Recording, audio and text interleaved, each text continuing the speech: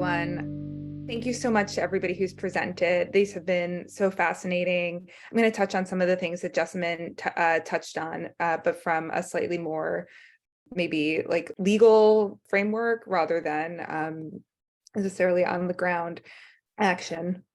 So just very quickly, what is Library Futures? Library Futures is a think tank for the future of libraries. We're innovative, we're proactive, we tackle cutting edge issues around technology and access to information that other library organizations are slow to address. And we're building connections between library practitioners, policymakers, advocates, and technologists, promoting new possibilities for preservation of and unfettered access to information. So we think of our work as being situated at the front end of the curve, so tackling key and emerging issues while promoting the rights of libraries to provide equitable, open access to culture in the service of the public good.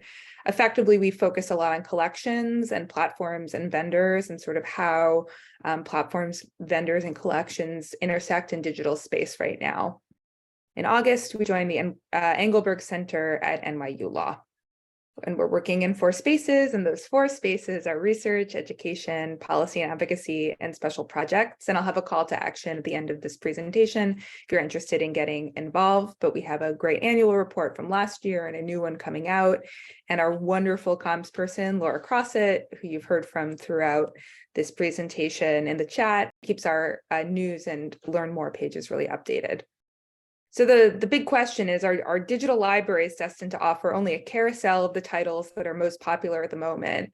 And I actually just saw a tweet. I too am going down with the Twitter boat, I guess, that said, a really depressing figure just came out from the book industry that said that 8 of the most popular titles this year were by the same author, Colleen Hoover, and only, I think, a little over 30 sold more than 500,000 copies in general, and none of them were history.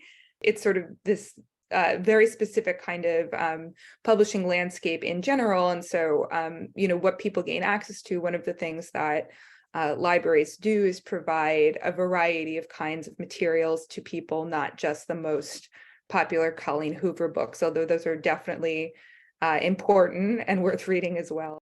And so I'm going to just start by talking a little bit about the right of first sale. So first sale is codified in the Copyright Act, and it provides certain rights to libraries with regards to print materials, and one could say with regards to digital materials as well. That includes the ability to lend, repair, or destroy materials if necessary, to weed, to do everything that a library does with a physical material, to keep those records private, for example, to not have to give those records to a vendor or to the government. In this case, that means that the copyright owner has limited rights to control their work after sale, which means that the library can really do what they want with it. And so I want to make very clear at the very beginning that vendors and copyright holders are not libraries, and that the law treats them differently. There are specific rules that libraries can have, that libraries have in the Copyright Act. And while some libraries do choose to put further restrictions on copyrighted materials, for example, not scanning an entire book, although that is legal, that should be the decision of the individual library, not the vendor. And I'll talk a little bit about contracts and what contract preemption is a little bit later. And what licensing does, so when you purchase something digitally, you are largely licensing materials, not owning it. And what that does is it turns all books into software products effectively, and it overrides for sale. And it's as Jessamine said in this kind of seminal article, Things That Make the Librarian Angry. It's like, why does that have to happen? And so now I have two very big juicy quotes that I'm not going to read totally out loud, but I hope that you spend a second reading it while I'm talking. I apologize also for the length of the quotes on these slides. But this book, The End of Ownership by Jason Schultz and Aaron Perzanowski, really goes into why this matters, particularly for the public. So basically, it's transformed copyrighted materials from an ownership model to a subscription or even a rental model. In their view, this shift is legally incomprehensible.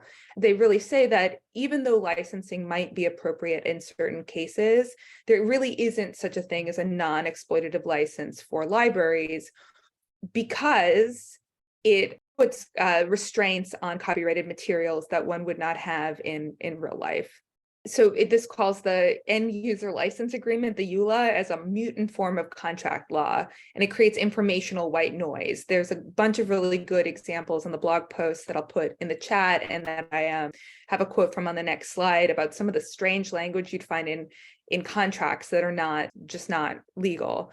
And it's a private regulatory scheme with restrictions. And what we're looking for is collaborative approaches to support library-led solutions, which we'll get into at the end.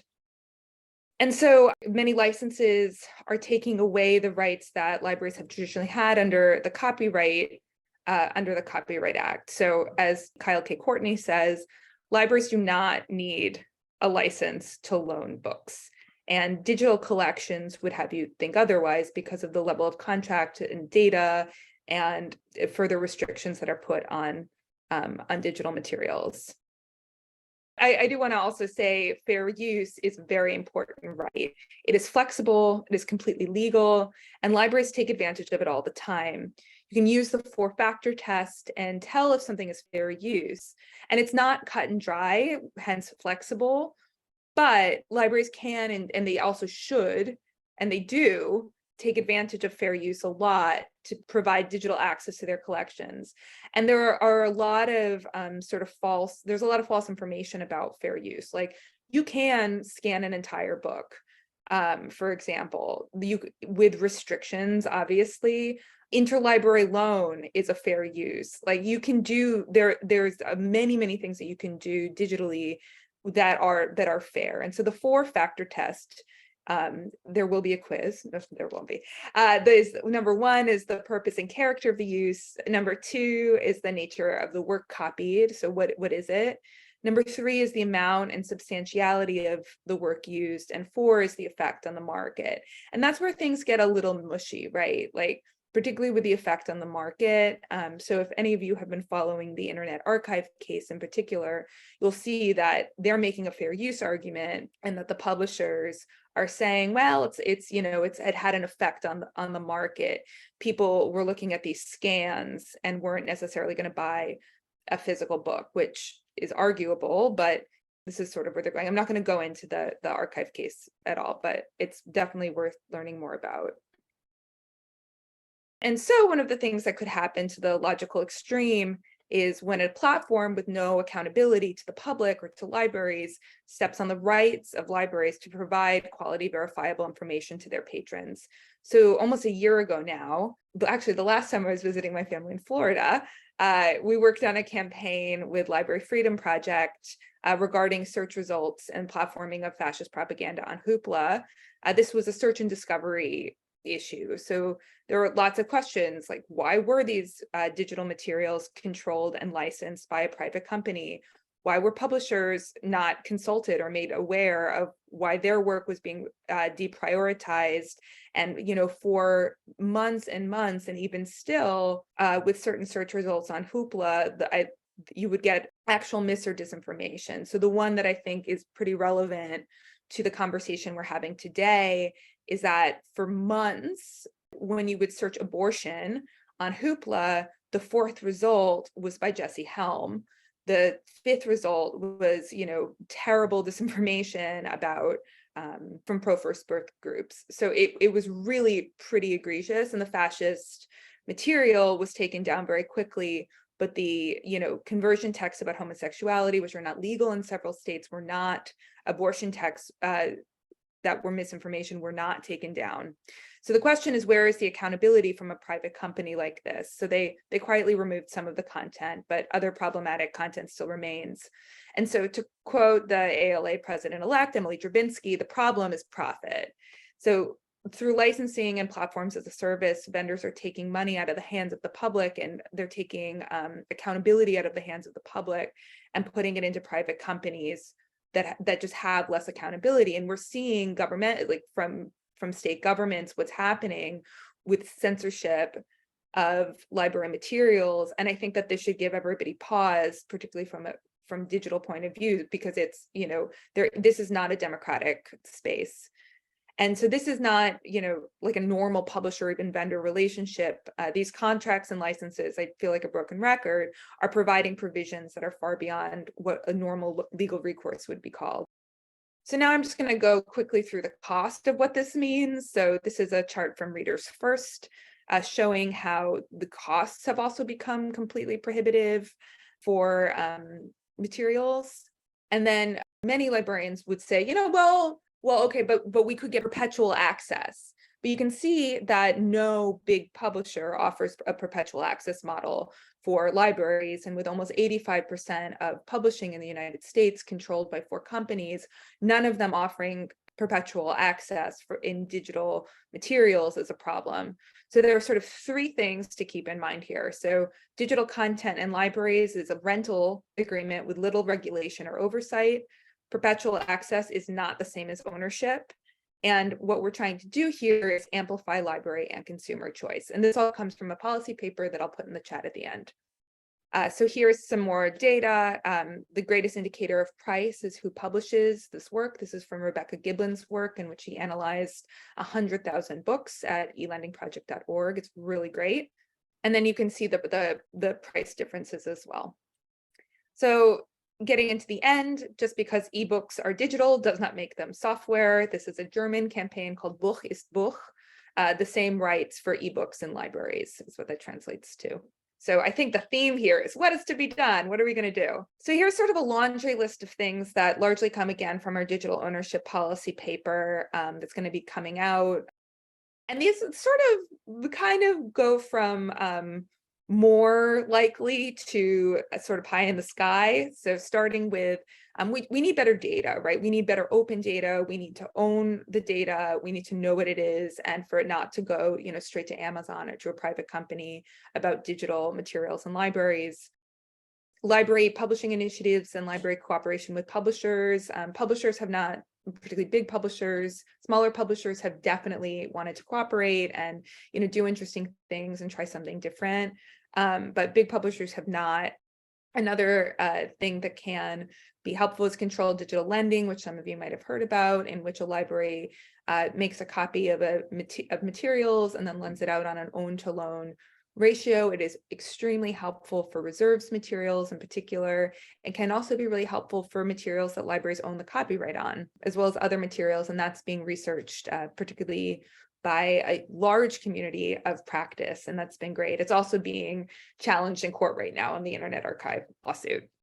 We are working in several states, including Connecticut and Massachusetts and Vermont, on ebook state laws and other state legislative action to take this on a consumer protection level, particularly in terms of pricing.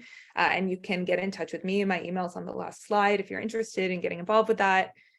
Open infrastructure and collective action, I think, has become a big buzzword for a lot of libraries and librarians.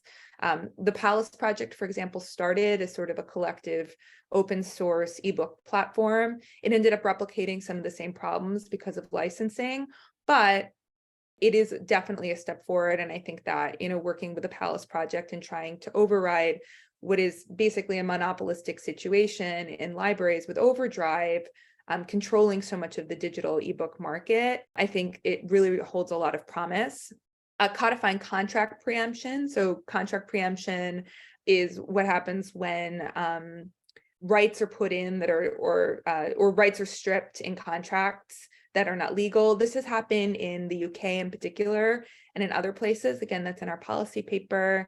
FTC intervention, for example, what happened with right to repair. Enough states passed bills that codified right to repair, and then the FTC made a statement. It's not super strong, but it can be very, very valuable. Federal digital ownership bill, which I'll get to in just a second. And the last is amending the Copyright Act. Like, no big deal. Like, a bunch of librarians could definitely amend the Copyright Act. I think we can do it, right? Like, that's what we're aiming for. So I want to have a call to action. If you are interested in doing a virtual Hill Walk march for libraries, learning about these issues and getting involved, we'll have training, we'll have sign-up sheets, we'll connect you with your legislators. We're going to be doing that all of March. So it's a march for libraries. Last is that I just didn't mention this, is I hear, sometimes from folks that, vendors are our partners. And I do want to make it clear, as Laura Crossett, our comms person, has this fabulous answer where she says, communities are our partners. Vendors are not our partners. They're vendors, right? They sell things to us. So I think that, when we're considering how to think about communities, it's really important that we think of that we really establish our allies and that we come together as a community. And that's why I'm so inspired by the work of all of our fellow presenters and what they do and what they have done over the years to really protect digital rights for libraries and what we can do together in the future. And that's it from me. Thank you so much.